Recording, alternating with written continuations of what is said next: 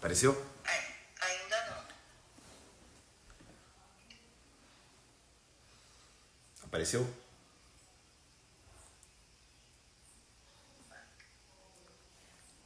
O pessoal tá entrando já. Tô vendo 31, né? 31 pessoas aqui. Não, não. Você Não tá. apareceu pra mim. Eu tô no perfil do PJD. Isso. Aí lá em cima vai aparecer que começou uma live da tutoria jurídica. Aí você clica nela. Ali no Stories. Ah,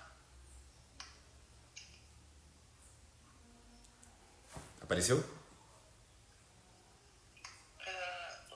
o live não. Aparece só os stories da tutoria jurídica.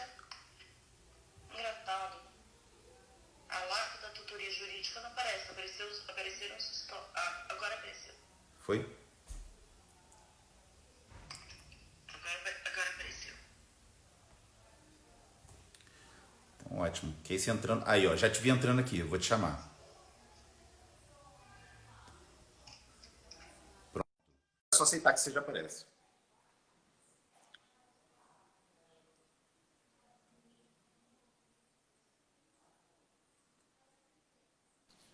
Olá.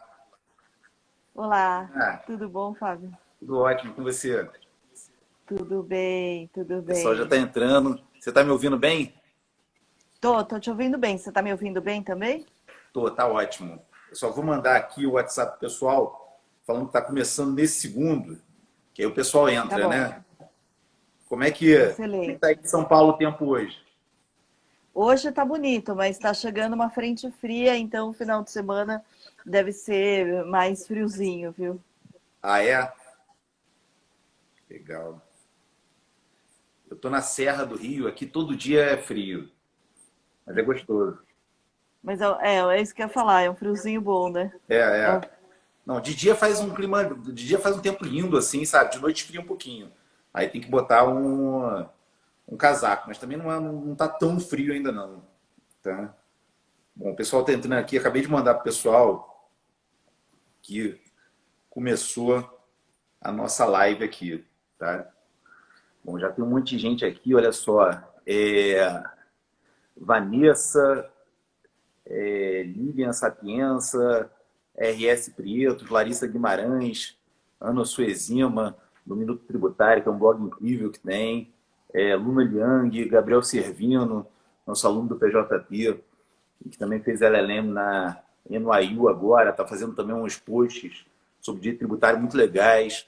Gustavo da Gama, que é professor da UERJ, é um dos maiores especialistas, talvez o maior especialista do Brasil no estudo do federalismo fiscal. Ian Nobre, Hugo Cogo, professor do PJP, Tayane Mordoc, Alexia, Rayane Oliveira, Manuele Casale, Stefane Barra, Yolanda, Tributário Estudos, Ricardo Almeida, professor do PJT Querido, procurador do município, o sujeito que mais ganhou casos tributários, que mais sustentou e mais ganhou casos tributários no Supremo Tribunal Federal. Pena que pelo lado do município, né? Muita coisa contra ele. Né? Ele bate muito na gente lá no Supremo, Ricardo é fogo, mas é amigo mesmo assim.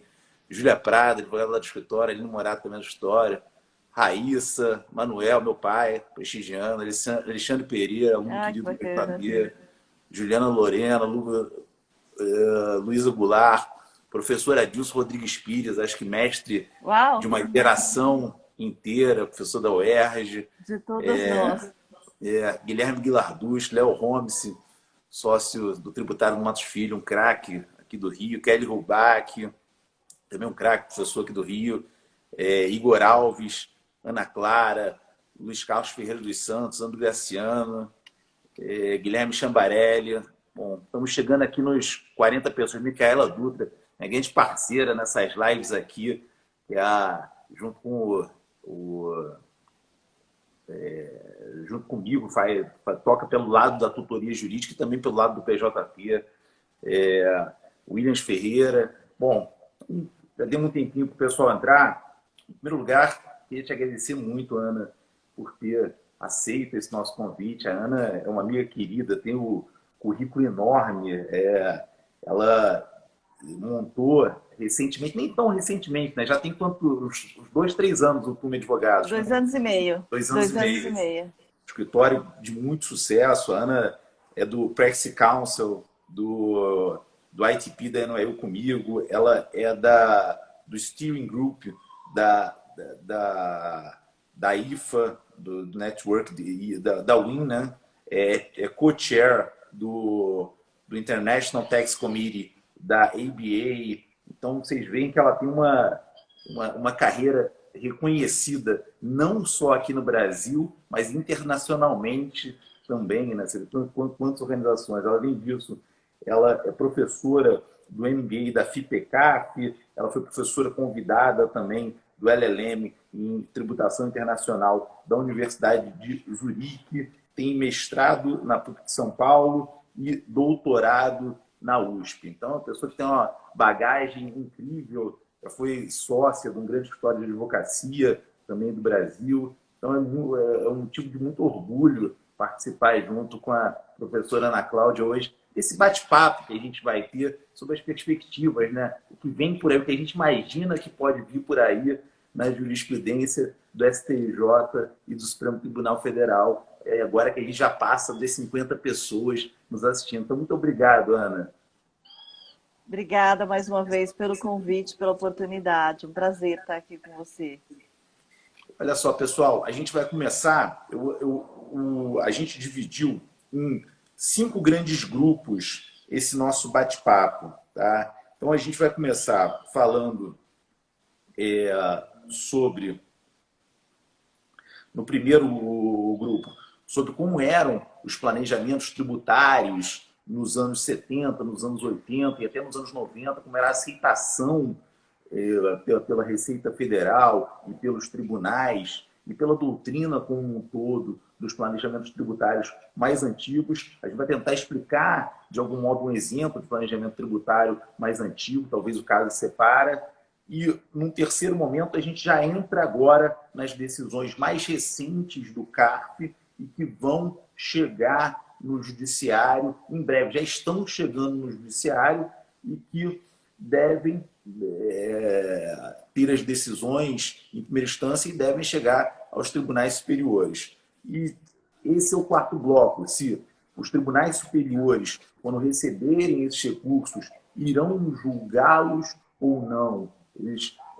Os tribunais superiores eles têm uma competência reduzida e especializada. Então, como os planejamentos tributários têm umas questões fáticas muito grandes, a gente vai discutir nesse quarto bloco qual é a nossa impressão se os tribunais superiores irão julgar ou não. E no quinto bloco a gente fala talvez do exemplo de caso de planejamento tributário com maiores valores envolvidos hoje, que é o caso do ágio. Então, Ana, tenta explicar para a gente como é que isso começou lá atrás, o planejamento tributário, a grande aceitação que se teve e como é que a gente migrou para esse momento que praticamente de demonização do planejamento tributário. Como é que foi esse movimento? Verdade. Muitas vezes eu até me choco de muitas vezes a mídia não especializada até usar a expressão planejamento tributário como sinônimo de evasão fiscal, o que é um tremendo erro. Porque o primeiro conceito basilar de planejamento tributário é que não é qualquer medida que possa ser considerada evasão fiscal, né? Que realmente são estruturas. Eu acho que falhou um pouco a sua voz, pelo menos para mim. Falhou um pouquinho sua voz, mas voltou agora. Ah, tá bom. Sem que haja violação sem que haja violação de qualquer norma tributária, né? Então, o conceito de planejamento, a premissa fundamental é que eu estou olhando o que eu posso fazer, não não ultrapassando a linha do que eu não posso fazer, porque aí eu estou no campo da evasão fiscal.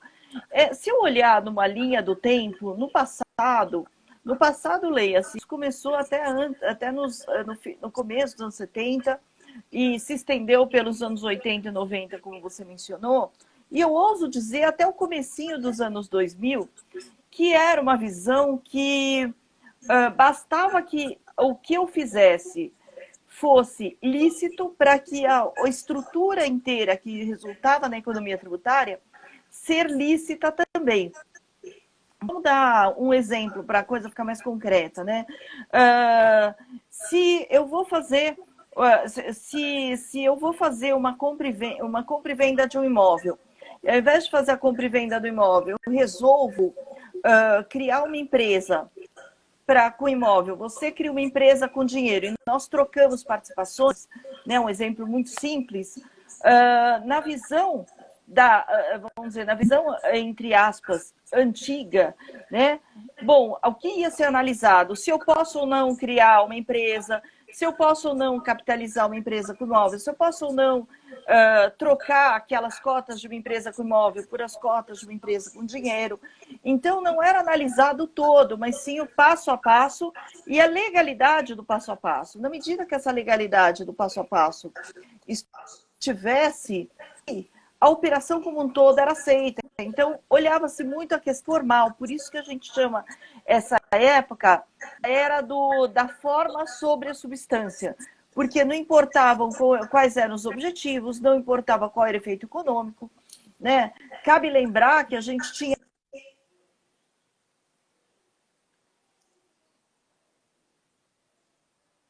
que dizer que eu não podia fazer uma análise econômica. E a outra, os autores chamavam isso de negócio jurídico indireto, né? Eu vou chegar na troca de imóvel por vias tortas, por vias indiretas, então efeito tributário dessas vias indiretas e não da operação diretamente considerada, né? E o objetivo então, assim, de economizar o ITBI nessa operação, né? O único objetivo de evitar o ganho de capital, né? Então, ou seja, não era observado o que era o passo a passo e não o começo mesmo.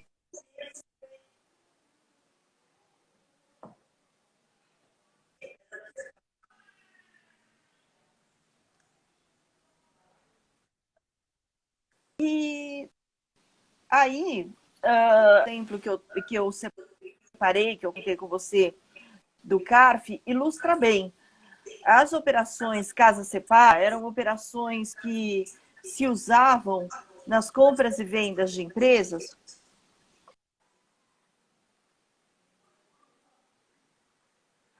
Muitas vezes os tributaristas muitas vezes era diretamente, vamos dizer, já entrava nos documentos societários quase que automaticamente. Era o seguinte, eu tenho uma participação a vender, você quer comprar? Então, eu coloco essa participação numa nova empresa, você entra como meu sócio nessa nova empresa, né? E no momento seguinte, nós nos separamos, quem entrou com o negócio sai com dinheiro, quem entrou com dinheiro sai com o negócio, né? Então, era operação, e por isso o Casa Separa. E era tão comum naquela época que chegou um ponto que você implorava para eles fazerem a operação com uma diferença de um dia, e eles não queriam. Era quase que 10 da manhã, 3 da tarde, 5 da tarde já estavam preparados, né? Então, e por que não? Porque os julgamentos do CARF da época eram no sentido de analisar o passo a passo e não a operação como um todo. Então, analisava-se, até tem uma das decisões do CARF, dizia justamente que, para que se possa caracterizar a simulação, é indispensável que o ato praticado, né, não pudesse ser realizado por vedação legal ou por qualquer outra razão. Então, eles falavam assim, se a operação no passo a passo ela é lícita, tá? Os efeitos têm que ser aceitos, né? Os efeitos têm que ser aceitos. Então, ou seja, eu tinha uma análise jurídica da coisa, não tinha uma análise uma visão muito completa. Formalista também, né? Muito formalista, e muitas vezes os julgamentos se prendiam ao fato de que a procuração estava correta, de que tinha havido o laudo de avaliação, aumento de capital, eram questões assim, menores, eu diria, e não o contexto econômico como um todo, né? E é interessante que a mesma operação Casa Separa, analisado anos mais tarde, uma decisão de 2004, por exemplo, já falava que se essas incorporações, se esses aumentos de capital em incorporações servir só para economizar então tinha que ser desconsiderado e seria uma simulação. Na época, ainda usando muito forte o conceito da simulação, e ao longo desses anos, cada vez mais a gente tem essa tendência, né? O interessante é que toda essa mudança aconteceu sem uma mudança de lei. Na verdade, teve um marco legislativo, que é a Lei Complementar 104, que trouxe o parágrafo único ao artigo 106, só que esse parágrafo único não foi regulamentado no nível federal. Eu sei que no Rio de Janeiro foi regulamentado, em alguns outros lugares na esfera federal, de regulamentação. E mesmo sem regulamentação, esse parágrafo único motivou aí os julgadores a olharem muito mais do que aquelas 4 linhas, né, dos papéis, ou seja, só motivou... Não só não houve regulamentação. Daquilo que era... Não só não houve regulamentação, como houve uma tentativa de regulamentação por parte do Congresso, por parte do Executivo, né, numa medida provisória, em que o Congresso Nacional rejeitou essa regulamentação do parágrafo único do artigo 116, né? Então, o próprio Congresso Nacional entendeu que aquele assunto talvez não tivesse amplamente debatido pela sociedade e maduro, consolidado, para que se fizesse uma regulamentação sobre isso, né? Isso mesmo, que era a medida provisória 66, né? A medida provisória 66 que veio aí trazer a regulamentação, foi na sequência, foi em 2002 a provisória 66. De lá para cá, tivemos alguns ensaios aí de regulamentação. Eram aqueles projetos de discussão para a Receita Federal, né, que a Receita convidou muita gente aí para estar debatendo o tema, inclusive professores estrangeiros. E eles iam fazer um projeto de lei que acabou não saindo, não saiu. Agora, eu vejo que é mais do que essencial a gente ter, porque hoje, qual que é o contexto?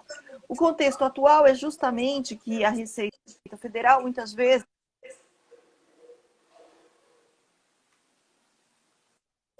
que represente uma economia tributária. E sob quais argumentos? Sob o argumento que ou é simulação, né, ou seja, do Código Civil, mas de uns 5 anos, um pouco mais para cá, a Receita Federal vem trabalhando muito mais com o conceito de uso de direito, que é um conceito civil, que ele é tão amplo que você ir contra bons costumes, por exemplo, abuso, né? Ou seja, eu até brinco com os meus amigos cariocas que quando eu vou para o Rio, eu abuso do meu direito de cumprimentar as pessoas, porque paulista apressado, né? E deixa o carioca, não observa os bons costumes cariocas, né? Mas então, veja, o que vem sendo utilizado... Aqui a gente não economiza beijo, não. Toda vez... Então, o que vem sendo verificado é que toda vez que eu tenho uma situação, o fisco entende que o objetivo foi economizar tributo, o fisco diz que é uma operação abusiva, né? E até um pouco com a inspiração aí provocada pelo professor Marco Aurélio Greco de trazer a luz aqui para o Brasil o que os franceses fazem, mas os franceses têm um conceito de abuso de direito para fins tributários. Não é o Código Civil como nós temos usado. E quando isso começou, né, as primeiras autuações que eu vi com abuso, eu achei que era tão amplo que isso não passaria nos julgamentos. Mas ao longo dos anos a gente vê que sim, vem sendo aceito aí pelo CARF, e até por isso que a gente tem agora casos de planejamento tributário indo ao judiciário. Exatamente. Por ações ordinárias, né, por anulatórias, ou indo para o judiciário por embargos a execuções fiscais.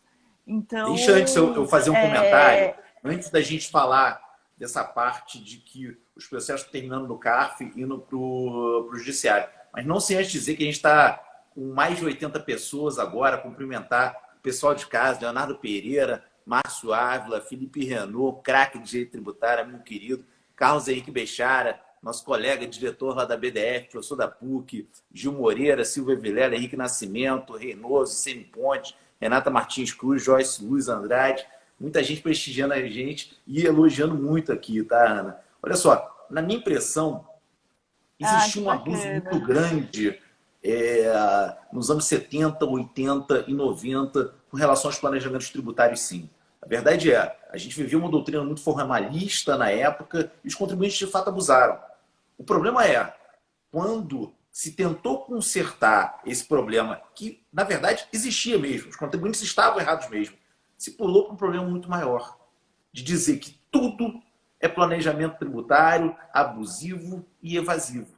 E isso não dá. A gente consertar um problema, criando um problema maior ainda, é terrível. A gente, na minha visão, está num movimento pendular, que a gente estava mal para um lado e agora a gente está mal para o outro lado. O momento é de tentar encontrar uma situação de equilíbrio. Se a gente não encontrar a situação de equilíbrio que dê conforto, que dê segurança às empresas, a gente não tem como ter uma política de investimento mais sólida por conta dos investidores estrangeiros.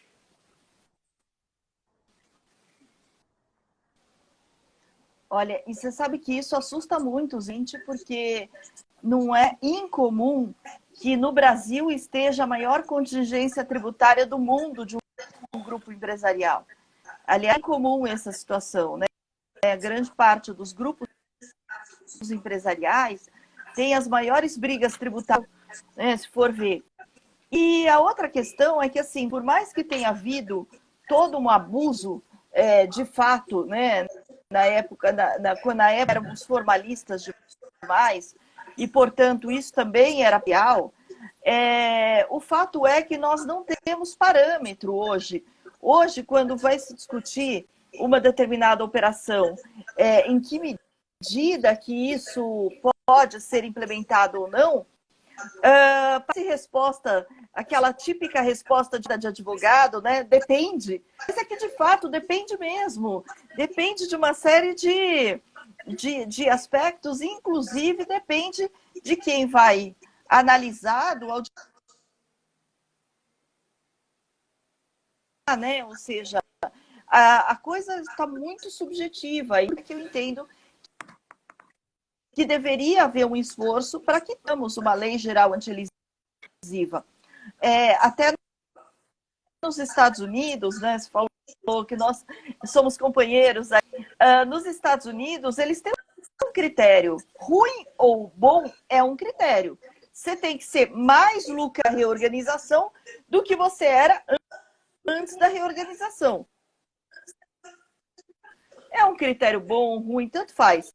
Mas é um critério jurídico, né? E aqui a gente realmente, nesse conceito de abuso, qualquer coisa que você faça resultar qualquer economia de imposto, eu não estou falando grandes operações necessariamente, pode ser creditamentos, pode ser dedutibilidade de gastos e tudo mais, né? Você pode ser acusado de ter cometido um abuso. Então, é o que você falou. O pêndulo estava muito para o lado do contribuinte, agora está muito para o lado do fisco. E, inclusive, essas questões econômicas, é interessante que a gente vê, né,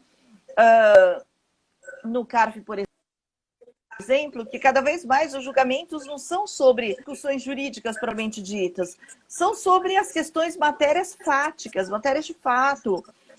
Quem comprou, por quanto comprou, por que comprou, quais são as comprovações, a empresa tinha escritório, não tinha escritório, tinha funcionário, não tinha funcionário, né? Então, cada vez mais a gente nota essa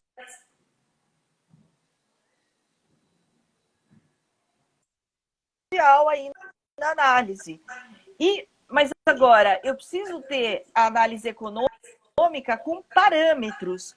E está parâmetro jurídico para análise, né? Porque o artigo de abuso ele é amplo demais para isso. Não deveria se prestar a análise a uma análise que busca, né, uma base de conta no final das contas, né? Então, ela é ampla demais. Essa análise de fato, Ana, como é que você imagina que ela vai ser feita pelo judiciário? Olha, vamos lá, agora essas brigas todas chegando ao judiciário, né?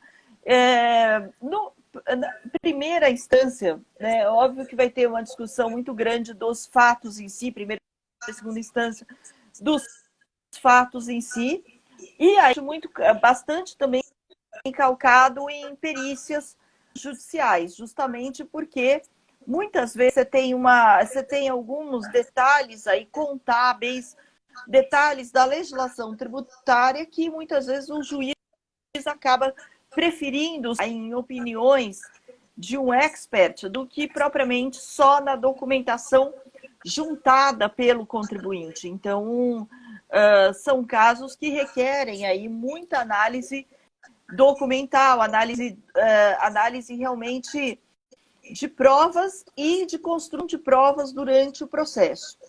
Então, agora, de qualquer maneira, quem espera que o judiciário volte à era, né, dos anos 90, do começo dos anos 2000, dos anos anteriores, que é uma análise muito legalista, eu acredito que vá ser... Claro, podem haver aí decisões mais legalistas, mais no juridiquês da coisa, podem, né? Mas, no geral, eu acredito que as decisões elas vão sim considerar também os aspectos aí econômicos. E aí, se eu tenho operações que não têm substância econômica, se eu tenho operações em que eu não consigo provar o propósito, por que eu fiz aquilo, além da questão tributária, por que eu estou fazendo aquele movimento independente da economia tributária. Se eu não tiver o que contar nesse ponto, eu acredito que fica muito difícil você conseguir sucesso aí no judicial. Porque, vejam, o judicial, ele sempre foi muito formalista, com também um outro ramo, né? E um outro ramo que era mais formalista do que o tributário, que justamente aí do direito penal, porque lida com a liberdade, esse valor tão importante para todos nós. Então, na área penal, em que Ana, o judiciário sempre foi formalista... O Ricardo Almeida, ele está elogiando a solidez na sua fala e está perguntando se você acha que a LINDB, a Lei de Introdução de Normas do Direito Brasileiro, se aplicaria, também deveria ser aplicada dentro do processo tributário. E se ela nos auxilia, de algum modo, nesse tema do planejamento tributário. Eu entendo que sim, que deveria ser aplicado. Até, assim, a gente nota que ainda não há muita manifestação judicial a respeito, mas da mesma que o fisco vem adotando o conceito de abuso do Código Civil, o conceito de simulação do Código Civil, né, deveria também essa norma do LINDB, né, deveria também ser considerada em matéria. O que até agora, muito embora o que a gente tem, não tem manifestações judiciais ainda significativas a respeito, né? Mas o que se tem é o CARF, por exemplo, vem rechaçando a aplicação, o que para mim me parece um erro, porque da mesma maneira que eu estou dizendo que, olha, pode-se usar um conceito geral de código né? Eu também tenho que respeitar as normas que regulam o ato jurídico em si, o ato praticado. E além de nenhuma, né, é muito importante aí dessa análise, dessa interpretação. Então, Você eu tem a entendo impressão, Ana, de que que sim, que deveria. esses casos serão julgados pelo Superior Tribunal de Justiça e pelo Supremo Tribunal Federal, ou de algum modo vai esbarrar uma questão da súmula 7, uma questão de reexame de fatos, e os tribunais superiores não vão colocar a mão nesse vespeiro? Na questão toda da discussão econômica em si, de se há substância ou não há substância, há propósito ou não há propósito, eu acredito que, como essa é uma discussão muito concreta, de demonstrações, é difícil você conseguir fazer subir. Porque estou olhando a questão econômica da coisa. O que eu imagino que possa subir é justamente uma análise, relativa aí à questão ou não desse formalismo, né? Ou seja, vamos pegar e nesse ponto, né, da questão de aplicação ou não, dá para a gente também recordar que na área criminal, no julgamento de mensalão no Supremo Tribunal Federal, o Supremo Tribunal Federal, naquele julgamento, deixou muito do formalismo de lado, né, e foi julgar a matéria, que é justamente, ou seja, o que os criminalistas chamam da teoria do domínio do fato, a gente chama aí de análise da substância econômica. Então, claro, fáticas, a reexame de prova não chega ao Supremo, mas essa discussão se deve prevalecer, né, é a análise formal ou não, né, isso eu imagino que sim, vai chegar. E até eu comento, assim, alguns casos de planejamento que chegaram ao STJ, né, não houve análise do mérito do planejamento em si, porque foi entendido que era caso de aplicação de súmula 7. Um caso que eu não lembro o número do caso, mas um caso envolvendo incorporação às avessas, né, do uso do prejuízo fiscal, em que o STJ entendeu que não era, foi mantida a decisão do TRF, porque para decidir o caso de outra maneira seria necessário o reexame de prova, e isso o STJ não é, obviamente, a competência dele. Então, mas de qualquer maneira, essa eu discussão... tenho dúvidas se o Supremo e o STJ vão julgar. A verdade isso é um estudo reiterado que a gente tem dentro do PJT. O Supremo, ele julga quando ele quer. Essa é a grande verdade. Então, ele consegue incluir um caso dentro da competência dele exatamente igual a um outro que ele disse que não estava na competência dele. Então, se ele tiver algum interesse político, ele vai julgar. Mas, em teoria, a maioria das Supremas Cortes do mundo não julgam esses casos. Tá? Eu acho que talvez a melhor decisão que já existiu de uma Corte Suprema no mundo foi a Corte Suprema da Índia, né? A Corte Suprema da Índia, ela costuma julgar esses casos. Tem o caso Vodafone, que é um caso muito bom, uma decisão excelente, mas o restante das Cortes Supremas, a Corte da Austrália também chegou a julgar o planejamento tributário, ela não julga. Talvez, por uma questão política, vão passar a julgar. Me impressionou recentemente, agora em maio, tem uma decisão da Suprema Corte norte-americana que historicamente não julga esse tipo de caso, aceitando uma petition for writ of certiorari e botando, então, no ano que vem, né? O ano que vem começa em agosto, né? O calendário da Suprema Corte norte-americana. A Suprema Corte norte-americana vai julgar um caso de planejamento tributário pela primeira vez na história. Eu estou me referindo ao caso CIC Services. O CIC Services era de uma empresa de seguros, né? Aquela empresa que eles chamam de Microcaps Insurance, que é um planejamento tributário muito tradicional lá nos Estados Unidos, que goza de um benefício dentro da legislação norte-americana. Eu não sei se ela vai julgar o planejamento tributário em si, mas pelo menos a questão das informações que essas empresas de seguro podem dar e se as empresas que têm o fisco enxerga um planejamento tributário agressivo ou abusivo nelas, se elas podem se socorrer ao judiciário sem ter antes que pagar o tributo. Existe uma doutrina muito forte, né, por conta do Anti-Injunction Act lá nos Estados Unidos, de que as empresas americanas teriam que pagar antes do tributo, né? A única exceção é quando eles recorrem à US Tax Court. Então, esse assunto ele começa a chegar nas outras cortes do mundo e me surpreendeu até em maio a Suprema Corte norte-americana ter decidido julgar um caso desse. Eu acho que a Suprema Corte brasileira deveria julgar grandes estándares. Por exemplo, se um planejamento tributário ele visa tão somente economizar tributo, ele é válido ou não? Na minha opinião, é válido. Por quê? Você tem que olhar para a substância. Se você mudou a sua atividade de algum modo, se você mudou o seu processo produtivo de algum modo, só para economizar tributo, e você mudou efetivamente.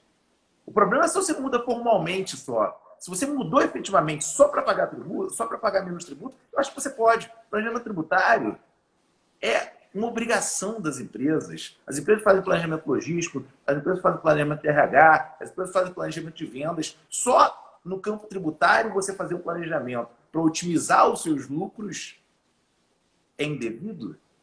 Então, o Supremo julgar alguns estándares como esse, o Supremo julgar estándares como a gente vai seguir no caminho do abuso à lei, da fraude à lei, do abuso de direito, da simulação, o Supremo nos indicar qual o caminho que você tem que olhar com grandes estándares, não olhando o caso concreto de cada um desses planejamentos, mas com grandes estándares, eu acho que é um caminho que ele podia seguir. Mas nunca ele deveria olhar um caso concreto de cada um dos contribuintes, porque isso aí acaba com o Supremo. O Supremo nunca vai conseguir julgar de uma forma ágil se ele entrar nessa minúcia de cada um dos contribuintes.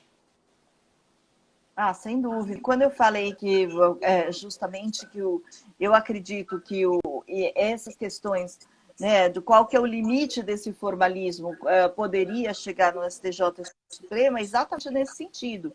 E só lembrando, é o segundo julgamento da Suprema Americana. O primeiro foi da Evelyn Gregory, que foi o que criou essa questão, essa teoria, essa discussão, né, da substância sobre a forma e do propósito negocial nos Estados Unidos, ainda nos anos 50. Então, e eu creio que seria um estándar importante aí que o Supremo trouxesse, justamente pela falta de lei geral antilesiva, né? A falta da lei geral antilesiva faz com que a gente não tenha parâmetros. Teve até uma pergunta que queria uma saída prévia às operações. A gente não tem, como em outros países, o chamado ruling, que é a consulta prévia. E tem antes, muitas vezes, da consulta, essa consulta prévia, normalmente, ela é precedida de uma discussão aberta e não de uma discussão escolar, propriamente dito, né? Então, no Brasil, a gente ainda não tem essa... A gente tem uma interlocução muito boa com a Receita Federal,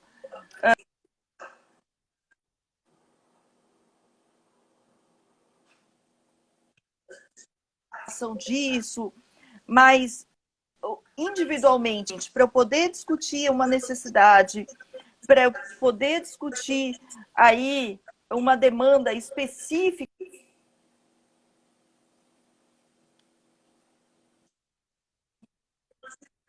também essa questão da interlocução. Agora, uma coisa é fato, não adianta achar que a economia tributária é igual o papel aceitar tudo, porque papel aceitar tudo vem com uma multa de 150%, né? Vem com representação criminal e no judiciário não passa. Ou seja, eu preciso ter uma justificativa econômica, né? Uma justificativa econômica. Uma vez tendo a justificativa econômica, eu posso olhar aquela situação para ver qual é a situação de menor tributação. Eu sempre lembro às empresas, né, que a gente tem aí situações que todo dia é dia de economizar imposto. Que cada novo negócio que a empresa for fazer, ela pode ver como fazer da maneira mais eficiente do ponto de vista fiscal.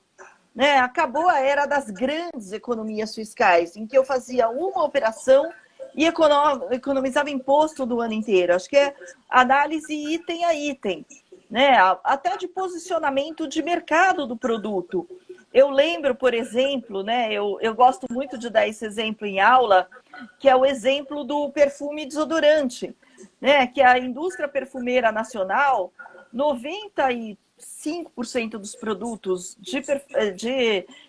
dos perfumes nacionais não são perfumes, são Del Colônia, Del Água de Cheiro, né? Ou seja, são concentrações menores que pagam muito menos IPI e que tem aumento de mercado diferente, né? E por isso até que nós mulheres sabemos bem que quando você compra um perfume francês, né, você passa de manhã, à tarde ainda está um cheirinho. Se é um perfume nacional, tem que ficar passando toda hora. Então, ou seja, mas isso é o quê? A análise tributária. Está tendo uma chuva de ratos agora. Não sei se é para o perfume francês ou para a nossa live, hein? Bom, olha só, a gente já está caminhando aqui para o final. Eu vou agradecer o pessoal que está aqui nos ouvindo e dizer, quem quiser essas decisões que a gente citou aqui, quem quiser ter essas decisões, a gente agora tem uma lista de transmissão do PJT. Então, quem quiser é só mandar um direct com o número de telefone em que recebe o WhatsApp, que a gente sempre manda essas decisões que a gente trata dentro das lives. Então, mandando um direct para o PJT, a gente manda essas decisões que a gente falou. Além disso, eu vou fazer um pouco agora o momento do comercial. A gente está tendo várias lives boas.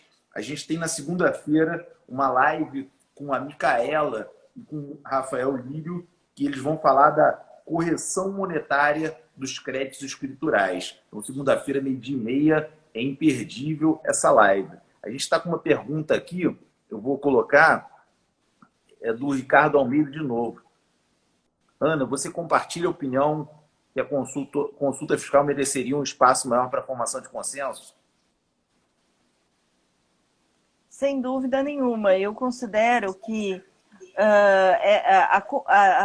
o espaço entre o fisco e o contribuinte, né, um espaço de discussão entre o fisco e o contribuinte, seria muito proveitoso para todos, até mesmo para a educação dos contribuintes e também do fisco, para o fisco conhecer melhor os negócios, para o contribuinte entender melhor essas limitações. Então, e é um sistema justamente que gera com o tempo, né, a confiança aí entre fisco e contribuinte, porque sai daquela posição, né, bandido e mocinhos, né, e entra numa posição muito mais de um fisco que pensa em como ajudar as empresas a fazer negócio, claro que pensa também na questão do compliance, mas pensa também como ajudar as empresas a fazerem negócios e ainda mais nesse momento nosso de retomada econômica aí na volta da pandemia, eu creio que isso vai ser muito, muito importante. A gente ter espaços aí de discussão genuína entre fisco e contribuinte, individualmente, porque quando eu estou em bando, quando eu estou na associação disso, associação daquilo, eu não vou contar os planos estratégicos, eu não vou contar alguns problemas que afetam só a minha empresa, em discussões, em reuniões com o fisco, em consultas que sejam prévias, eu posso ter muito mais abertura para essa discussão. Então, eu considero essa sim, essa colaboração é muito importante. Esse sistema que a gente criou, em que existe uma belicosidade entre fisco e contribuinte, entre fazenda e contribuinte, ninguém ganha. Essa é a grande verdade. A gente tem um estudo muito bom aqui no Rio, da professora Daniele Nascimento, sobre neuropsicologia fiscal, como se melhorar essa relação entre fisco e contribuinte. Acho que é um estudo muito bom, que eu indico para as pessoas também, e que é vanguardista no Brasil. Então, olha só, agradecendo ao pessoal que veio aqui, Ana Rocha, minha aluna querida da FGV, Ana Falcão, Tayane Mordoc, Luna Liang, Minuto Tributário, Tributário Atual, Aline Krieger, Sônia Figueira, Yolanda Santos, já comparo amigo querido aí de São Paulo. Fernanda Castro Neves, Luísa Paiva, Aline Riquet, minha esposa. Bom, um monte de gente querida aqui. Ana, o pessoal está elogiando o exemplo do perfume aí, que une planejamento tributário e planejamento estratégico. Vou te passar para os seus últimos comentários, mas não sem antes agradecer uma pessoa super querida, uma pessoa que consegue falar de uma forma objetiva, simples e com conteúdo imenso. Então, muito obrigado, Ana, pelas suas últimas palavras. Obrigada aí por essa oportunidade. E, com as palavras, é conclamar as pessoas a demandar que tenhamos uma lei geral antilesiva. Vai ser um parâmetro aí muito importante, demandar também que os fiscos, em todos os níveis, estejam mais abertos a conversar com os contribuintes sobre as necessidades individuais, não só as necessidades conjuntas de associações e tudo mais, que isso eu acredito que todos os fiscos têm sido aí muito bons. Então, com isso, eu agradeço mais uma vez a atenção de todos e essa oportunidade. Tá ótimo, obrigado. Pessoal, então, todo dia, meio-dia e meio, uma live diferente. Obrigado a vocês pela audiência, que foi ótima hoje. Muito bom. Quinta-feira eu estou de volta aqui com o meu editorial, em que eu recebo sempre convidados, queridos, amigos de fora do Rio, para discutir essa questão dos precedentes, da formação de precedentes dentro dos tribunais superiores, sob a ótica da Escola de Direito Tributário do PJT. Um forte abraço, gente. Tchau. Até a próxima. Tchau, tchau.